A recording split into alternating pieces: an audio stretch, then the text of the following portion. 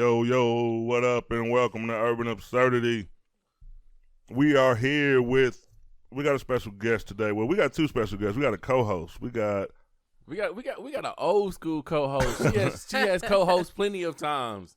She just haven't. I feel like we're the back. Lakers right now. We got LeBron. We got AD. We got all kind of people. Go ahead and introduce yourself, Miss Lady. Hello. I am Janelle Banks, better known as Miss Just Laugh.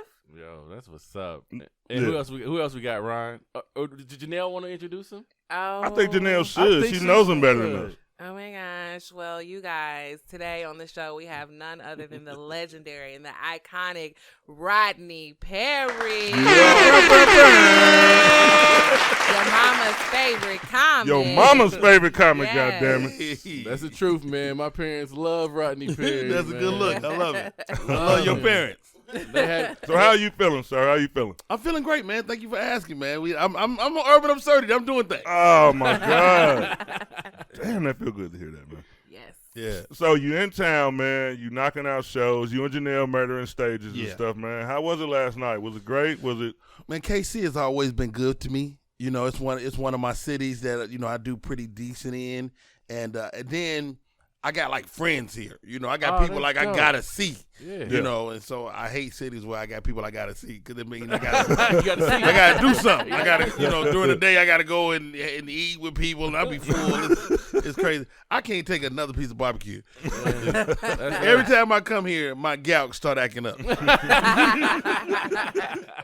Hey, man, thank Kansas City for man. Thank Kansas City. Yeah, man, appreciate that. Yo, so you said you got people here, man. We're about KCK or KCMO? KCMO. KCMO? For sure. I think this might be like the first time I ever been to KCK. Welcome Yeah, to life. Welcome to And heaven. Welcome to Janelle was educating me on the way over here. I was like, Oh, so my God. what's the nuances? What's the difference? You know, Man. because I heard y'all be low key beefing on each other. Yeah, the different cities to cities, but you know, we getting together. Yeah, now. it's beef out here. What's going on? What do you? But y'all all rock What you say? the KC banner. Yeah. Yeah. Underneath one. We all love The Patrick. Chiefs. Yeah. Chiefs. Y'all all love Patrick. Chiefs win, we all win. Yeah, we all win. We all win. Yeah. Chiefs win. We got the same football team. Right. Royals win, we all win. Absolutely. All one family then. Yeah. They be Oh, hating my though. God. They be hating on us. So man, it's really good to have you. My first question is, when you first started comedy, how did you get started? How did I get started? Well, I take it back. Well, I had a teacher in second grade that would let me tell jokes at the end of the day if I shut up. Word. So I kind of always had a working knowledge of what comedy was, and then my parents would do get-togethers at the crib, and so they would have people that come by the house and listen to records. Richard Pryor, Miles Mabley, Red Fox, they would listen to records, and my bedroom was right off the living room, so I would lay on the floor and just listen to these adults cracking up on this record. Yeah. And I was like, what is that dude doing to make these people laugh? And so I was always kind of aware of comedy, but it took me some years to find it as a profession, but I knew really early that I wanted to be that dude on the record. What was the first gig you had? Did you do a talent show or did you just show up at a comedy show? Talent shows, high school. Yep. High school talent show. I was every high school got to do who gonna host a talent show? Right. That was me. That was you. That was me. I Not was that scared guy. of the crowd or nothing. I mean, scared, but like I tell people, I grew up in Chicago, so Chicago, everybody's funny. Mm-hmm. Your mama funny, your auntie funny, Yeah. they're roast you, and so everybody is funny. But there's something else to say. I got to do it in front of strangers, Yeah. and I always had that thing. Yeah. Well, that's dope, man. So did you know early on when you started that this was it? Did you know that you wanted to do this like as a career, or were you just dabbling with it? Like how? I didn't know work? it was no career. Mhm. I didn't know. You know what I mean? So it's like I just wanted to make people laugh, dude. You know what I'm saying? If I keep it like super 100, I want to make people laugh. I didn't understand the business till I was in it. Yeah. You know what I mean? And now I'm in it, and then you start looking around, you be like, okay, I gotta make this adjustment. I gotta figure this part out. Mhm. And so, when I got in it, I just wanted to make folks laugh. Yeah. And so you figure out the other things later. Okay. Can I ask, Ask. how do you break through that wall? Like, you came from Chicago, and if we know Chicago just has a multitude of comics. How do you break through that wall and become Rodney Perry and not just another Chicago comic? Well, I'm kind of not a Chicago comic, first of all. Okay. So let's give it some context. I'm from Chicago, grew up on the South Side, but my junior high school, we moved to Monroe, Louisiana. So my family pack up, my mama left my stepdaddy, out of there, and we was gone. Taking the kids. And now, man, you never gonna see your stepkids. Dude, let me tell you something. The classic pack up and leave. My mama left gangster too. She took everything. The refrigerator. I know he came back like, wait a minute, y'all. But leave me nothing, man. And so now I'm in Louisiana. And I still know I want comedy. I'm still trying to figure that out. And so it took a lot of years between to figure that out. Like, you ever seen Barbizon or you been in the mall and somebody tell you beautiful and you could be a model or I did stuff like that. People like, give us $1,000. And we'll show you how to be a comedian. And I fell for those scams as a kid. Oh, man. And my mother was like, if you use your own money, you can do whatever you want. And so I would save my money up. And I don't know what a tape is, but I did that like as a teenager. And so I was actively pursuing comedy even when I didn't understand it completely. So, I mean, I'm sure I failed to answer your question. you told me geographically you were someplace else. I definitely was not in Chicago, but how do you become Rodney Perry, man? It take a lot, dude. It take a lot to, of the game. So here's my lineage. So I go to Monroe, Louisiana, and then real life happened. I get out of high school, start having babies right out of high school, and I moved back to Chicago. So I moved back to Chicago. I'm staying at my grandmother's house on the couch. And I don't know about y'all family, but you don't got but a couple of weeks not to be working. Yeah. Oh, yeah. And so they was already starting to look at me like, what you gonna do? Yeah. I want to be a comic, but I don't know how. Yeah. I don't know about open mics. I don't know nothing. Right. I know in my soul what I want to be, but I don't know how to do it. What year is this around? I graduated high school in 88. So around there, in and around 88, 80, in that area, right? Okay. And so I'm at my grandmother's house. I hear on the radio, Robin Harris is at the Regal Theater. My grandmother lived on 77th and Bishop. Robin Harris at the Regal Theater on 79th Street. So I took the bus down to the Regal Theater and stood outside. I had no ticket. And listen, Robin Harris is killing. I can hear and I'm sitting out there going, oh, this dude is amazing. Wow. I stood out there for like 30 minutes, 45 minutes, and got on the bus and rode back to my grandmother's house. And I was like, I got to figure this comedy out. I don't know what I'm doing. I don't know why I'm there. I'm just there listening to Robin. Mm-hmm. And that will be his last performance. Damn. He went to his hotel room and passed that night. And so damn. I go back to Louisiana shortly after that, and now I got a baby on the way. Another one? Same baby. Oh, okay. Same baby. Sorry. Now it's on the way. She coming. Okay. And I'm living with my mom, and I know I don't want my mom to be taking care of me and my child. Mm-hmm. And so now I got to do something else. So I had a job at this place called Shoetown, and I was going to work, and this recruiter stopped on the way to work, and he was like, yo, hey, man, you ain't got to do this, man. You should join the military. And he pitched me the Navy on this. He gave me a ride to work. He pitched me in that, 7-minute ride, and I was gone. I was in the Navy 7 days later.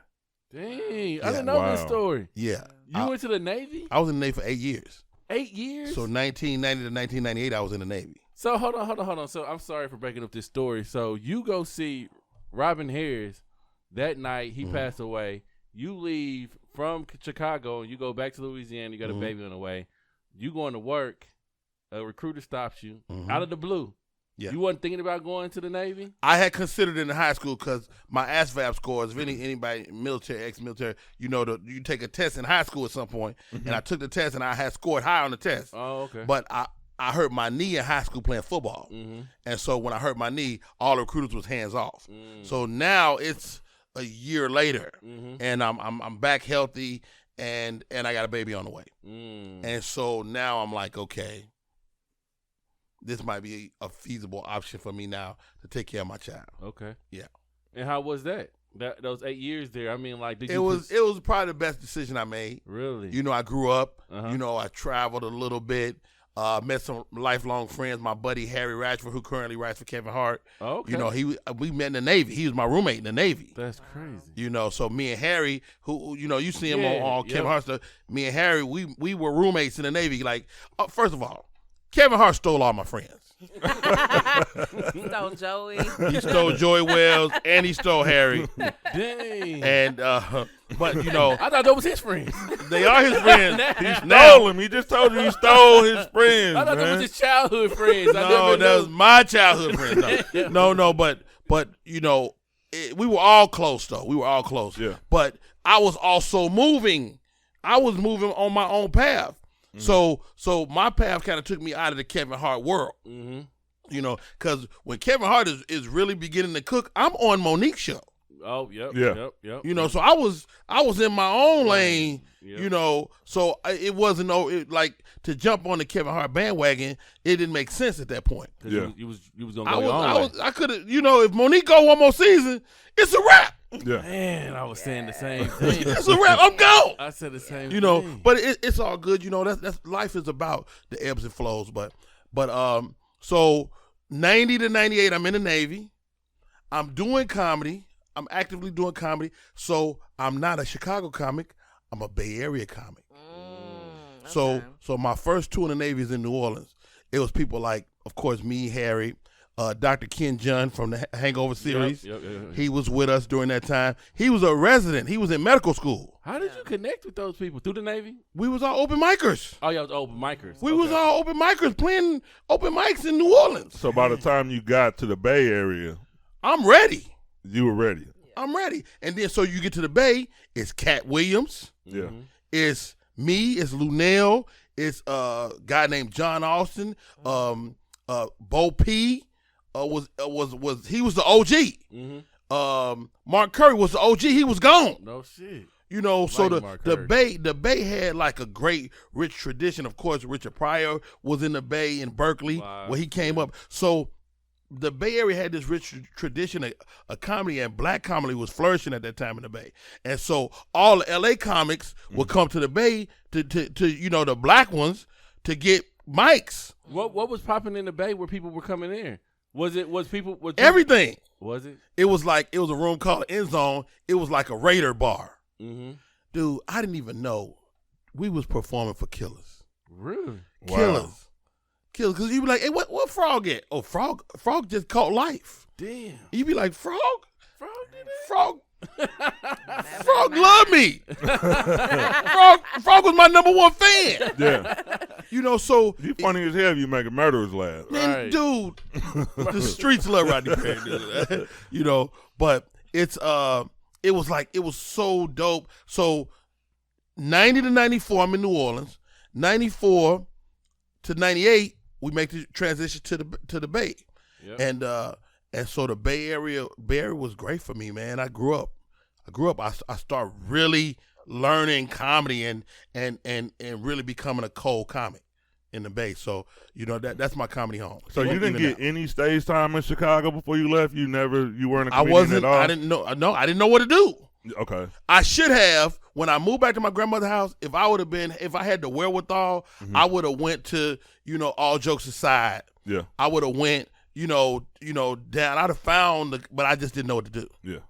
I was a kid. Okay. Yeah. Because people don't understand this when you first.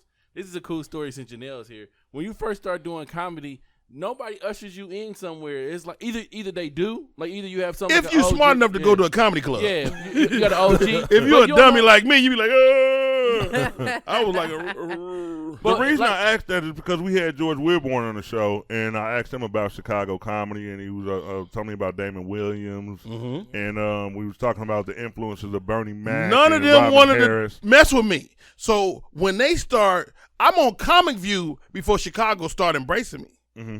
I'm on TV, so I hit TV, I hit Comic View, 98, ladies and gentlemen from Chicago, Illinois, Rodney Perry. Chicago was like, who is this nigga? Right. Who is this? It took me like 2 seasons, And a hot set for Chicago, that's one of ours. Okay. Chicago's Wow. very territorial about who can Yeah. claim Chicago comedy. Exactly. Very territorial. I didn't know Because that. I wasn't, because even though Damon is my peer, you know, we were kind of, you know, parallel, but, you know, I was from Chicago, but and there's a lot of us. Mm-hmm. There's a lot of us that's from Chicago that maybe started somewhere. LeVar Walker. Yeah. Who else? There's a few of us. My man out in Dallas, Q out in Dallas is from somewhere else. He live in Dallas, but he's a Chicagoan. Yeah. And so I always say Chicago people are everywhere. You know, we're everywhere. So, but I used to be real defensive about it. Cause you know, dudes was like, "Who is dude?" I'm like, "Nigga, who is you?" And that's a rough town to have to defend yourself all the time too. Because I'm sure it's I feel nonstop. Right. I'm more from Chicago than you. I grew up on the Wild Hunters, Yeah. 126th and State. Yeah. Where you from? Mm-hmm. You know. We could not say that here. We would get laughed at if we said Yeah, it's Wild too far up in the Hundreds. numbers. I tell you, I'm from Grandview. I'm from the Wild Hundreds. They be like, "Ma'am, have a Have a seat. Wow. Several seats. Several seats. Ain't nothing wild about the hundreds. Ain't nothing wild about the 100. The wild, Gotta wild have west a out there. low numbers. So besides Robin Harris, who were your comedic influences? Like, who did you look up to? Eddie Murphy. Eddie Murphy. Eddie Murphy is the reason I do stand up. Wow. Absolutely. Like, so on the weekends when I was growing up, I would go bowl with my cousin them on Saturday morning, and I would spend the night Saturday and a Sunday, and we would watch Saturday Night Live. Man. Oh. And me and my cousins, we watched Saturday Night Live, and I remember like it was yesterday. Eddie Murphy came on. He was doing Velvet Jones, the pimp. Nigga looked in the camera. He said, "But Your Honor, the bitch is ugly." Nigga, who is that? Shit, my life changed in that moment. I mean, and I already knew who Eddie Murphy was. Like, I had Eddie Murphy first cassette. Yeah. So before he had Delirious, he had a comedy cassette. It was 21 minutes long, and it had 2 songs on it. So it wasn't even all comedy. Yeah. And I remember like, this dude is fucking incredible. Mm-hmm. I did not know. But I saw him. It's Eddie Murphy comedian. The album he have a rose in his hair. If you look up the album, man, yeah. No, I wasn't party out there. It was Boogie in the Butt. Boogie in the Butt. I don't remember Boogie in the Butt. Boogie in the Butt. Look it up. And then that video I'm about to with him Google and that Michael later. Yeah, it's Jackson. crazy. Yes. He had 2 songs on it, if I'm not mistaken. But yeah. So Yeah. with Eddie Murphy is my being, biggest influence. Okay, with him being your influence, how did it feel to be in Coming to America? Unreal. And did you get to be around this dude? Like, man, did you get First a kind- day. First day? On set, I'm in a scene with Eddie Murphy. And so I've met Eddie. You know, I've been to Eddie's house. Dang, You know, Eddie was inviting everybody over to his house. You ain't shit. Damn, I ain't never been You over ain't there. shit if you ain't been to Eddie's house. You can be I ain't you shit. can be at the Laugh Factory, and they'll be like, everybody be like, you know, we going to Eddie's house after this. You know, Dang. it could happen. And so that's one of the dope things about being in LA. But of course, you know, our circles are really small. And so I got an invite to Eddie's house before. You know, he have like a fight party or something. And Eddie be like, hey, funny man. I'm like, that nigga don't know me. Mm-hmm. You know, I knew he didn't know me. And so to really put it in perspective on the set, to have Eddie go, you know, it's one to be social, but it's another thing when you working with a person. Yeah. Because it becomes really real then. Mm-hmm. And so, you know, being on the set was kind of crazy, man. I had already known Arsenio. Arsenio was always really nice and cool. Yeah. You know, I interviewed him on my own podcast before. Mm-hmm. And so, you know, Arsenio, the one who give Eddie the real on you. Mm-hmm. You know, it's like with me with Monique. Monique called me if she about to do some business with a comedian she don't know, she gonna call me and be like, Rod, who is this motherfucker? Yeah. You know, and then so Arsenio is that to Eddie. Mm-hmm. And so Arsenio gonna be like, yo, Rodney, that's a good nigga, man. Boom, be cool. And Okay. so I know Arsenio gave me the energy on that. And Eddie was cool, man. I remember one morning he came, he's like, what's up, Rodney Perry? How you doing today? And I was like this. That nigga talking to me. You know, but Now you see how I feel. my takeaway, you stupid. My takeaway is like he was like being around. Like, of course we know, you know, Sid and Steve and Bernie and DL are the kings of comedy. But Eddie Murphy is like being around real royalty. Like it's like that nigga's a real king, nigga. Yeah. Like that nigga just has a, you know, how that nigga be sitting on the, you know, on the movie. nigga be sitting like that for real. Like, I'm like, this nigga's a king. This nigga That's really sit like that. Yeah, that's a real king of comedy You're right right, there. though. Why you bullshit? You really so right. It was a moment like the nigga dropped some like sage wisdom out of nowhere. Uh-huh. You know somebody drop some sage wisdom. Like you doing to us? Yeah. Right. The way you felt when you met Eddie, I was sitting here, man. I usually ain't nervous, bro. I was bragging a little bit. Had a few celebrities. I was just sitting here like, what do I ask this nigga? Bianca, I'm so used to Bianca being here too. Right. Like this is my girl, but like I need her energy. Like I was nervous as fuck. I'm like, really? yeah, bro. I don't know why. I mean, I know why I'm a fan, but it was like, yeah, I admitted it. I admitted it, nigga. No. It's an honor, man. It's a real honor. And I didn't think I was gonna say it. Like Cat say this to me all the time. Like, do you ever get used to people asking for an autograph?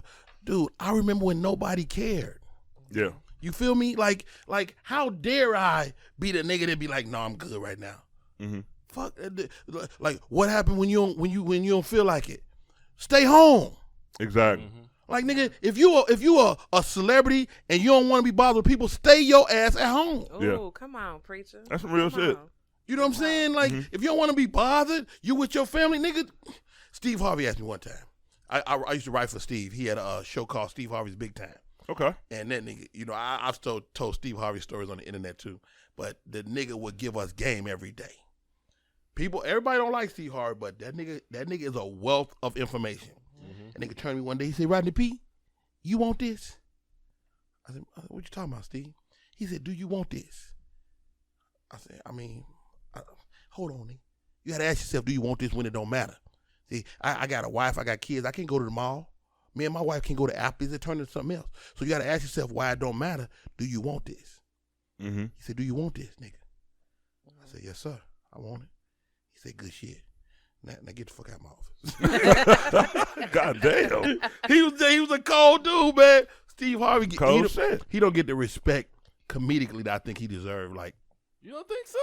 yeah, Steve Harvey a king of the comedy. he definitely king comedy, but he don't get, he don't get the, you still. I mean, Steve. First of all, his gift ain't necessarily stand up to me. Mm-hmm. Steve Harvey is the best at improv. Yeah. Like Steve Harvey. So I'm on tour with Steve. We in New York. And Steve, they told, at that time it was a monument in Central Park. Mm-hmm. So as far as I could see, it was these flags that was kind of draped over these lines as far as I could see. And they was orange. And they drove us by there. They was like, Steve, that's the monument. And Steve was like, what the fuck? This job been trying to show me this ain't shit. I looked at that shit. It was cold too, New York City. I said, shit, I know what? They wouldn't have all them blankets on them lines if I was out here in New York. Nigga, cold as it is, nigga, I'm going to get me one of these goddamn blankets. Steve said, Rodney P, that's it. That's the joke. He took that little idea, walked out, and did 20 minutes on that shit. He was snatching them lines down and wrapping up in it. I mean, he just made it into like this whole thing. And that let me know I could write on that level for another comedian, because I just had that quick germ of idea. And he told me one time, he said, Rodney P, you know why I like you around me, nigga? Because you in it. You working every night. Yeah. And just because of that, I was so quick and on it. And they would also pit me against Tommy. Mm-hmm. Because Thomas Miles, or nephew Tommy, who nephew Tommy is, Tommy was already in their camp. Yep. And so when I start coming around, they would be like, well, shit, Tommy, nigga, your name ain't on the marquee, nigga. Rodney Perry, take these 1,200. And they was right. Yeah. I'll come to get that goddamn. I bet.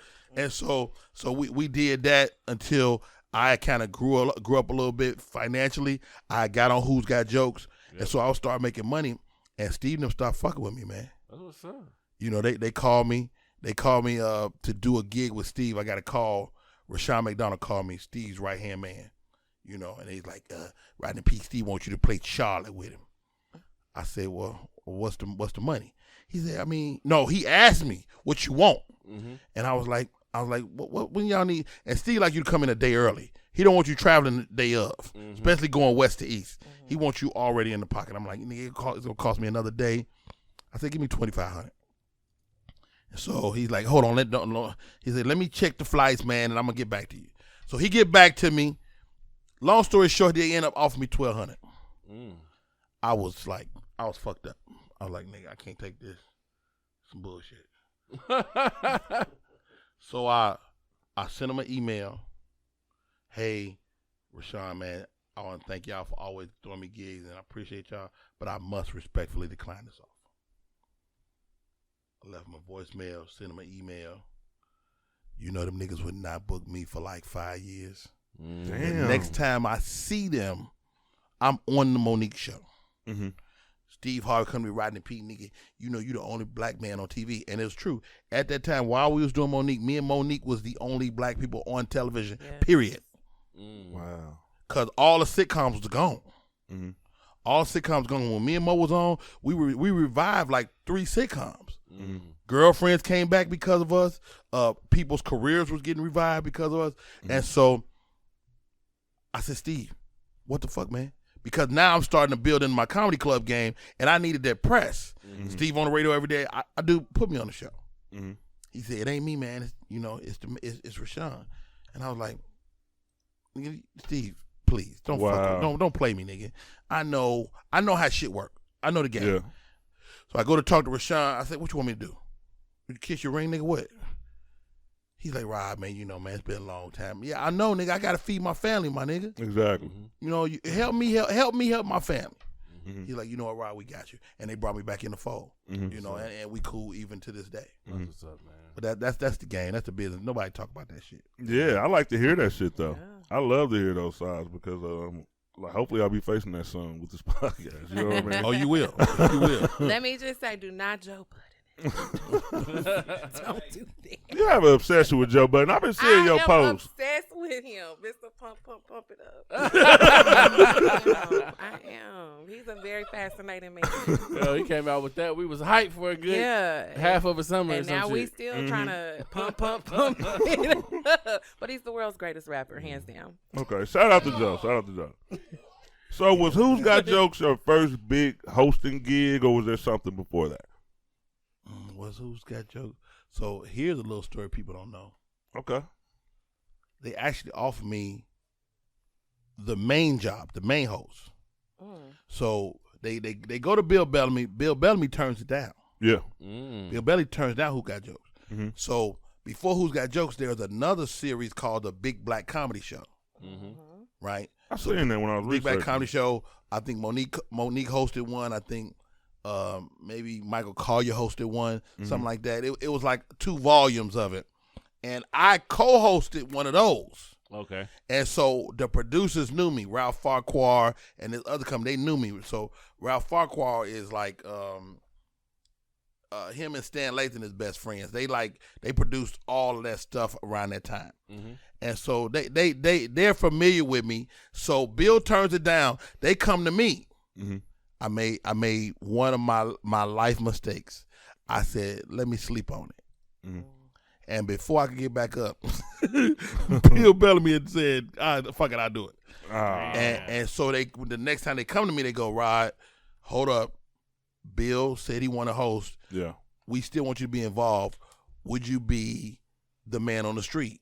You know, it's going. But this is what I learned from that. I learned, one, how to produce myself. Mm-hmm. Because people sometimes just want to fuck with you because they like you. You know, Hollywood is all about who you like. You work with people who you like. Y'all on this podcast together because y'all like each other. Yeah. You know what I mean? And so they wanted to work with me, but they didn't know what I was going to do. Mm-hmm. They knew I was going to interview people on the street and the comics and stuff, but they didn't know how it was going to go. Mm-hmm. And so first episode, I come out, Bill go to introduce me. I come out in some heart boxers and a robe on, and Bill was legitimately surprised. He was like, "What? I know what you doing, man." I'm like, Bill, I thought we were starting 30 minutes later, man. My bad. Dude. And that became a thing. Mm-hmm. So now every time I walk out, it became another thing, and they start producing that as the shows went on. So we did 4 or 5 seasons of Who's Got Jokes. We put a lot of comedians on. Delay, a lot of comics you know now.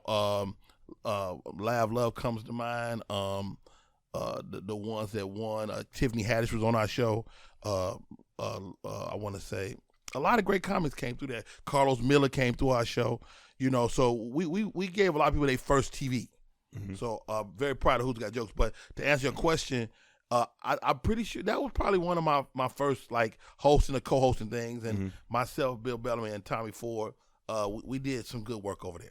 All right, man. I got a question, dude. How did you hook up with Tyler Perry, and how did you get on the show or the movie? Okay, so we're doing Monique. Okay. Monique is beefing with Tyler. Oh. We got to get into that later. We got to get into that later.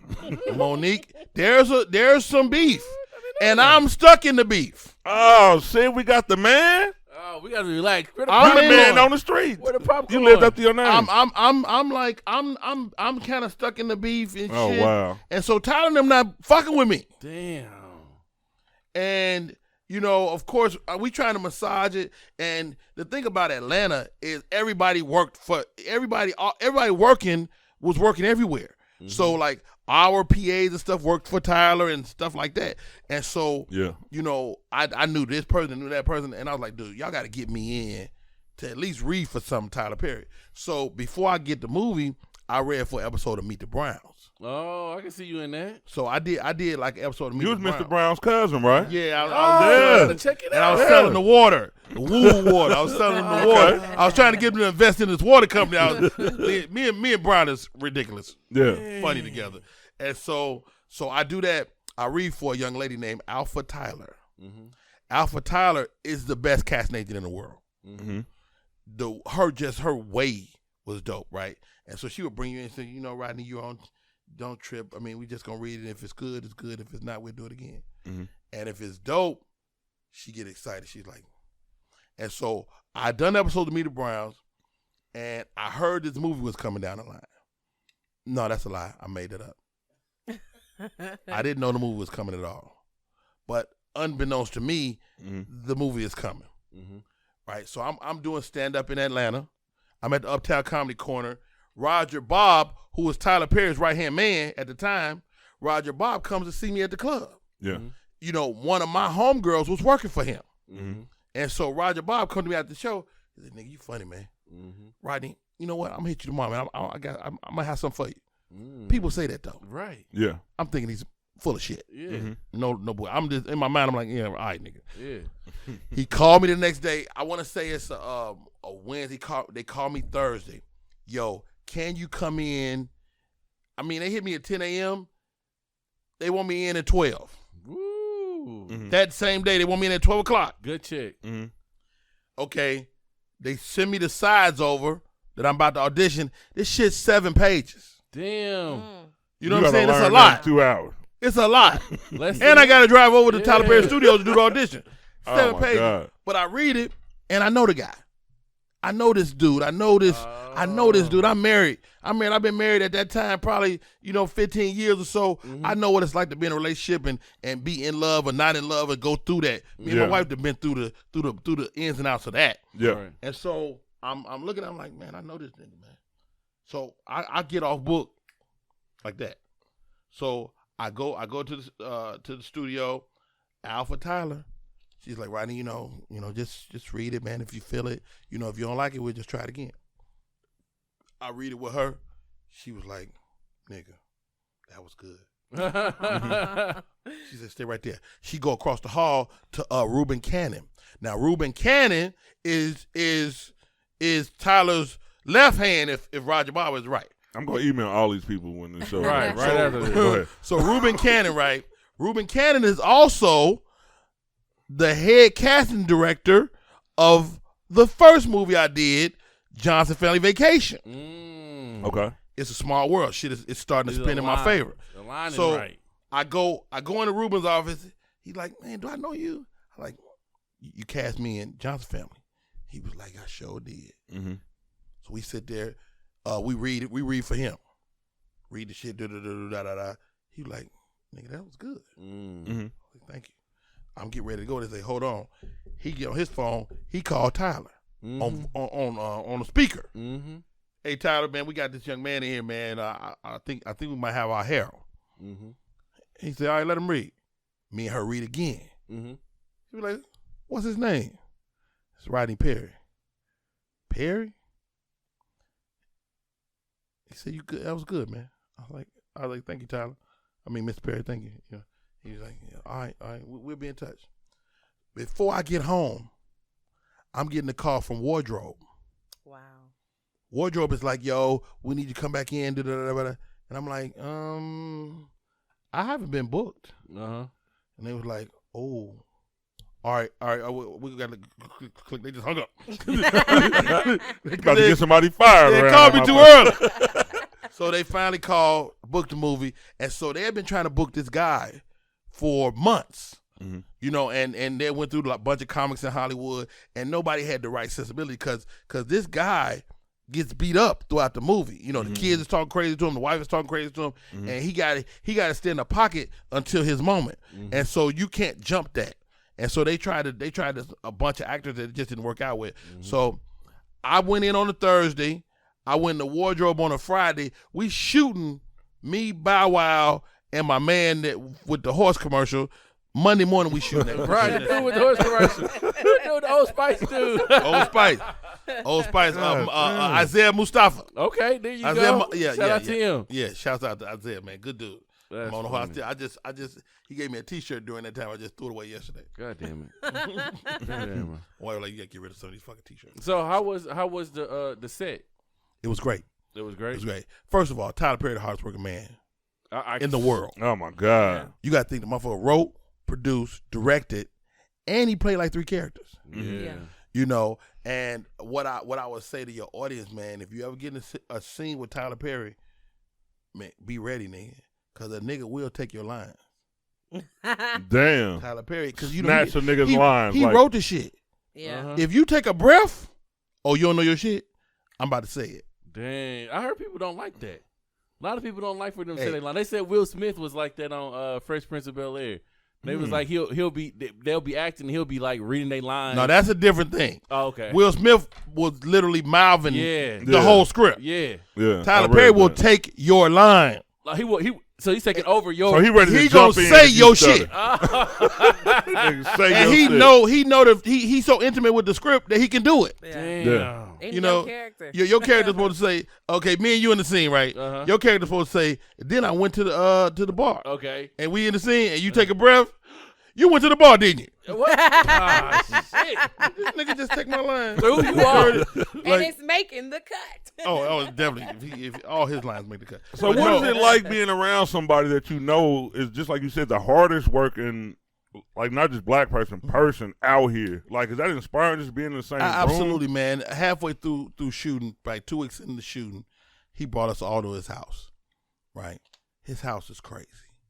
Like, he had pictures on his wall as big as this whole, like a single picture painting on his wall. And he had some type of fucking jammer in there. We couldn't take no selfies. Me and my wife was like, ooh. we tried to get it, you know. on the slide. Nigga, shit black. Stand in front of me real quick. What this nigga do to my phone? Dang. I'm telling you, it's some rich shit out here we don't know about. Right. Yeah. You ain't finding out till we get that rich. You be like, you trying to, you like, what's wrong with my phone? Right. Scrambled just yeah. So, but I during that time we talked, and I just remember asking, I was like, man, did you see all this? And he was like, no more than you see what you gonna have. He said, man, I was homeless not 10 years ago, and so you just don't know what God got in store for you. You just got to keep banging up the road. And I found him to be inspiring and just an awesome guy, man. So yeah. Yeah, I've seen that Tyler Perry studio on YouTube or something like that, man. And I'm like, he owns, like he was saying, like the president used to live over here and the general used to live over here. And I'm like, you own this shit now? Yeah. Like, this don't got nothing to do with the studio. But he's like, this is where we film at. We film all around this motherfucker. In the studio, outside the studio. He had one hallway. You went down, there was a hospital. You go down another hallway, it's a big office building. Like, this shit crazy. They actually have a replica of the White House on that. Yeah, on that for set. that show that he got going on. I said, that shit crazy, man. Yeah. That's a different type of money. So how was it filming Johnson Family Vacation? Because J.J. Williamson was in there. You cool with J.J.? Yeah, me and J.J. So me and J.J. had connected with Said. Oh, okay. And so after the Kings of Comedy, Said had booked the Bud Light commercials. And so I meet Said's road manager, a gentleman by the name of KB, Kelvin Bland. I meet Kelvin Bland at the Bay Area Comedy Competition. So in 2000, 2000, I go to the competition, and I meet KB. And KB we was just dudes. You know, he said, Rod, can I get a ride to my hotel? I said, man, I got you. So I'm giving a ride to a hotel. We end up giving these chicks a ride to their hotel.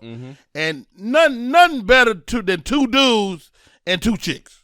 Right. You know, ain't nothing happening. Nobody smashing nothing. But that's the best way to meet a dude to see what type of dude you're dealing with. Oh, okay.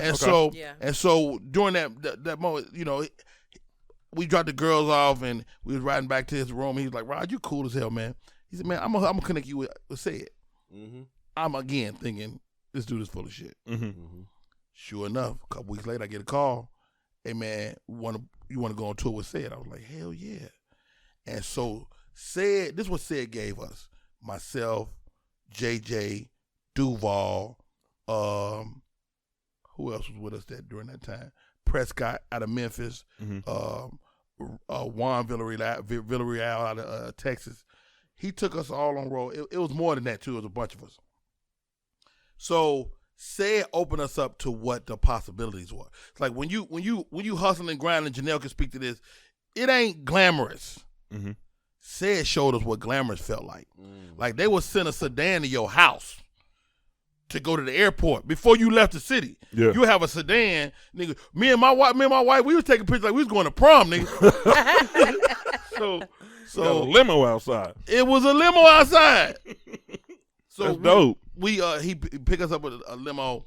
First gig, we playing Detroit and Indianapolis. So the way the tour worked, you would fly to Detroit, tour bus to Indy from Detroit, and then you would fly out of Indy at the end of the weekend. That's the tour. So we do that tour. The first tour goes without a hitch, and I'm going back home that Sunday, and I text KB. I'm like, yo, matter of fact, I had a 2-way.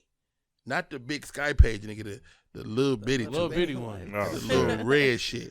Yes. Open that motherfucker. I was like, yo, man, thanks for the gig. Appreciate y'all. Man, really appreciate y'all. He hit me back. He like, Nick, can you work next weekend? Oh, that's dope. Hell yeah. Hell yeah, nigga. That's what to do. Nigga, what? Yeah. So the next weekend is Dallas and Houston. Yeah. So we fly into Dallas. Houston floods. Really? Houston, Wow. There was a flood in Houston, and some kind of way it was more economical for us to stay in Dallas another day. So now we in Dallas today with nothing to do. So now we bond on some dude shit. That's what's up. We hooped that day. We kicked it. You know, I got a chance to sit down with Said, talk to him. You know, talk comedy. Now we ain't just dudes on the tour. Yeah. We homies. Yeah. You know, JJ, myself. You know, and Said took us out to dinner that night, man. Like we were sitting around a table just like y'all table, right?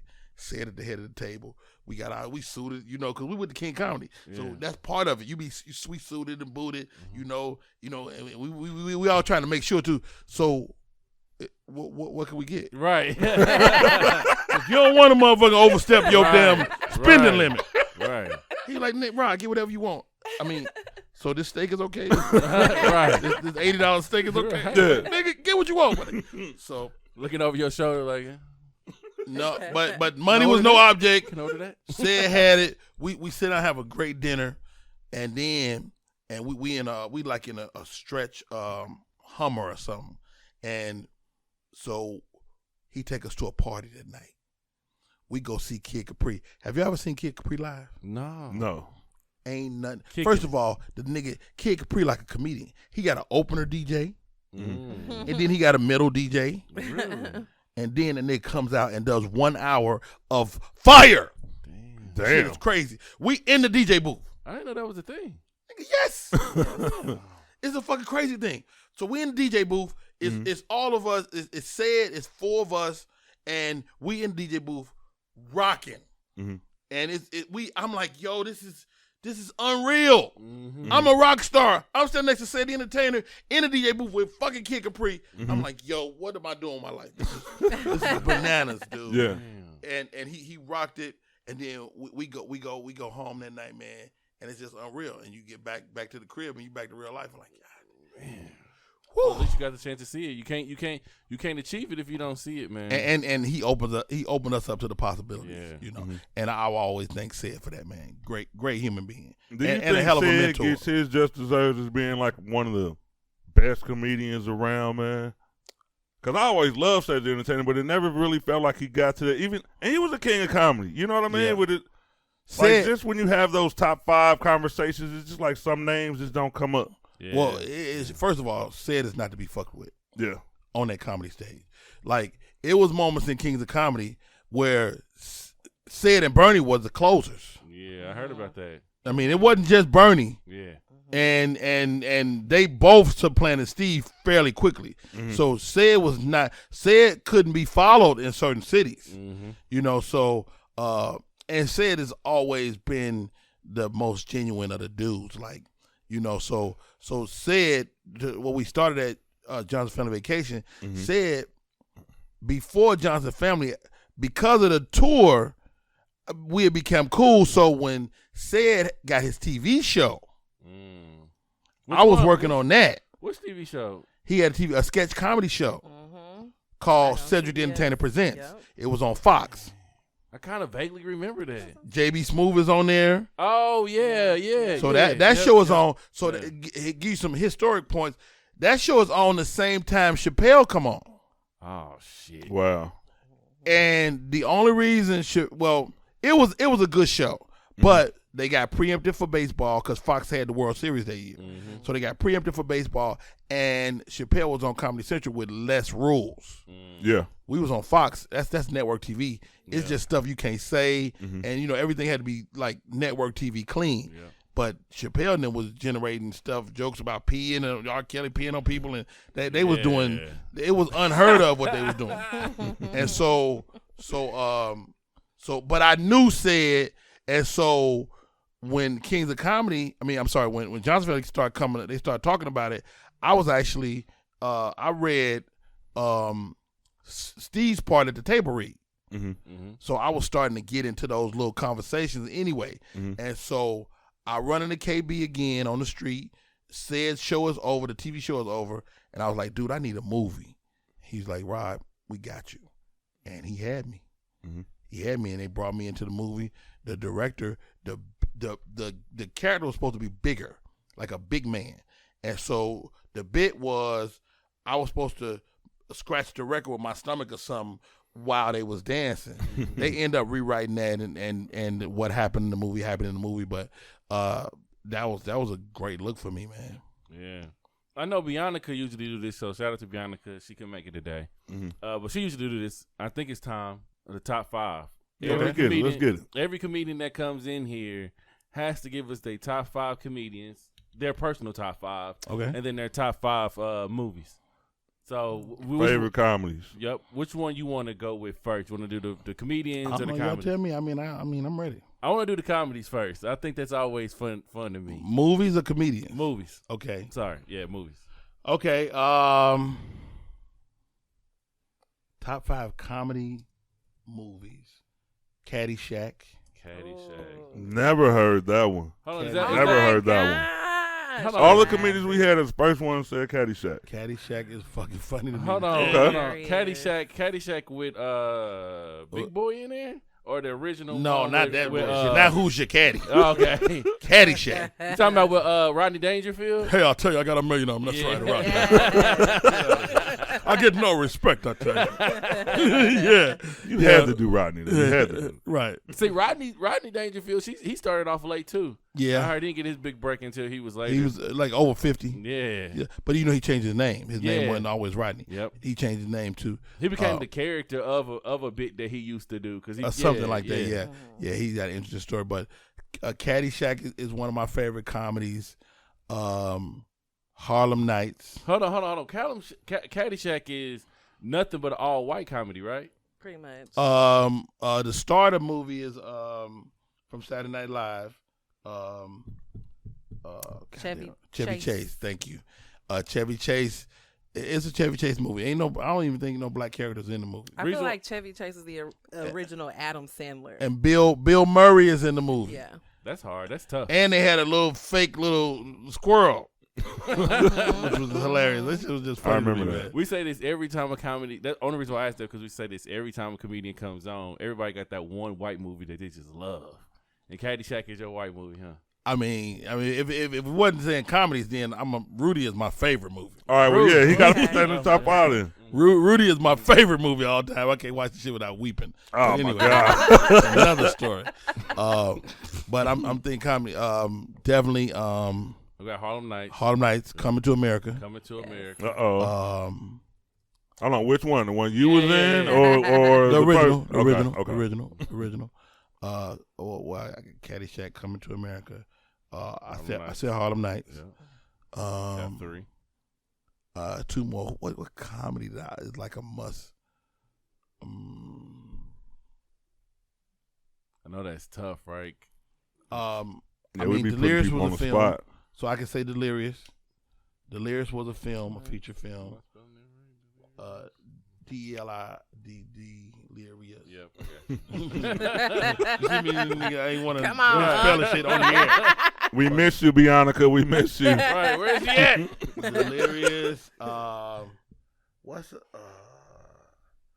oh, okay. You know, and I'm a Chevy Chase fan, so I might. What's the Griswolds? Which one? Vacation. The Vacation series. Yeah, or the the Christmas. original series. original Vacation though. Yeah. You know, the original Vacation.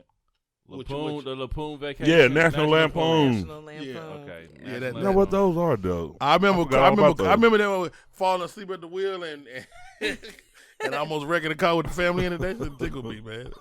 I like those were stupid shit. hilarious, man. Yeah. So I think that can be my top 5 films. This was a different type of top 5. It was definitely different. We got 2 of Good them. movies, though. 2 of them that we usually get are Harlem Nights and Coming to America, but Caddyshack and Delirious and National Lampoon. Yeah. I don't think we have those. I don't know the records, but I don't know if we have those. That was unique. You know. That was unique. Yeah, we got the records. We'll go back to them when she get here. All right, what about the comedians? What we got? Who we got? I'm probably gonna be in line with most comics on this. You know, Richard Pryor, hands down, greatest comic ever touch a microphone. Great choice. Of course, Eddie Murphy is on my top 5. Mm-hmm. You know, even though Eddie's body of work is not as extensive as some people, he still is that guy for me because he affected a generation of comimes. Yeah. I got a question about Eddie Murphy that I don't think I ever asked, right? Because you just put me on one cassette that I didn't know that he had out, right? So he had one cassette before he did any of the other stand-ups. So then he had 2 stand-ups. So he got like 3 things on album, on record or whatever, right? Indeed. Did he ever like tour or did he ever like go besides like that? Delirious and Raw was a tour. Okay, I'm talking about besides those. Like, did he ever like just not like actually tour, but did he actually like go around and do stand up comedy? I'm sure. Yeah. I mean, but those Delirious and Raw was a huge nationwide tour that ended up being movies. That's crazy. And you know, like, you know, there was talk when, you know, Kevin was making his run that his numbers would rival Eddie's number. But if you bring Eddie's numbers to date, it would be billions of dollars. Yeah. If you fast forward him to this time with inflation and stuff. Yeah. So Kevin's movies didn't touch that. On his tour, did he have other people opening up for him? Does anybody got like I've never heard stories about that. Me neither. But it wasn't just him. Okay. I mean, I know like people like Keenan Ivory Wayans was in this camp. Yep. You know, I know I can't think of this man's name. I'm gonna get you, sucker, the director. I thought it was Keenan.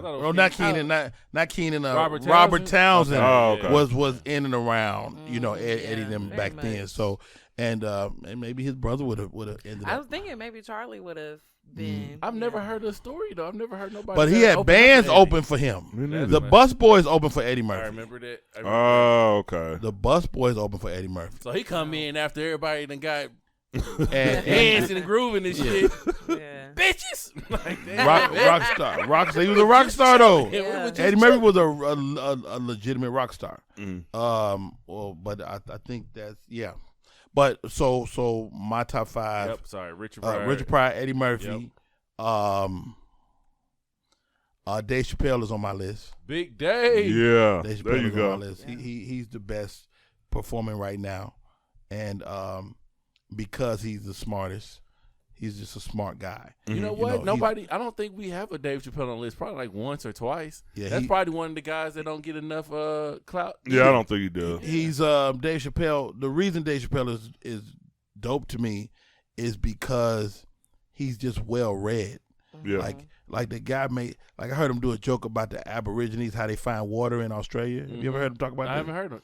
It's fucking brilliant. Like, who even knows this shit? Right. Yeah, you're right. Like, you can't make jokes about shit you don't know. Yeah. And the fact that he knows that, it becomes fodder for his conversation, which I think is amazing. Mm-hmm. Who else? Top 5. I'm gonna say I like to put these two guys as a A and B, which is a Robin and Bernie. Yeah. You know, I like to make them like, you know, A and B selection, so that, I mean, if I gotta pick one of them, I take Bernie. But if people allow me to pick two, I like both of them in the same space. Yep. I try not to have a list without a woman on it, and Monique to me is one of the greatest to ever touch the microphone. Man, it's hard. It's hard to compete with Monique, man. Like as a woman, female comedian. Like, I don't know. Like, I know she got her situations that she has now, but I always remember Monique being on top. She cold. Yeah. She cold. And I was close enough to her to watch her create. Like, Monique is different than most comics in that she don't have to tour to come up with a special. Monique can go in her little closet in her house and come out with 45 minutes. I seen her do it like 3 different times. Mm-hmm. That's crazy. Nobody does that. That's crazy. Nobody. 45 minutes set right out. Dude, she can be thinking about it, and the next time you see her, it'll be 45 new minutes. So how do you feel about the things that she's went through in the past years with the industry? I mean, short answer, she's my friend, and I was one of the first people she called before she did it.